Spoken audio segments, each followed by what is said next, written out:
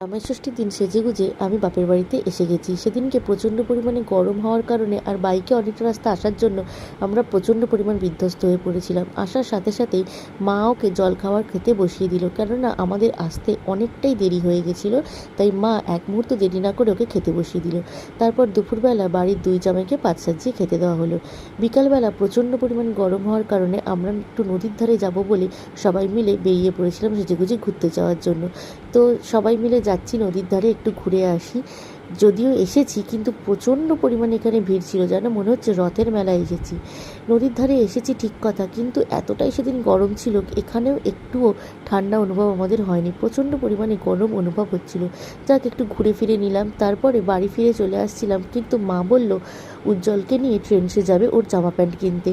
যেমন ভাবা তেমন কাজ, আমি, মা আর উজ্জ্বল তিনজনে মিলে উজ্জ্বলের জামা প্যান্ট পছন্দ করে কেনাকাটা করতে ট্রেন্ডসে চলে এলাম।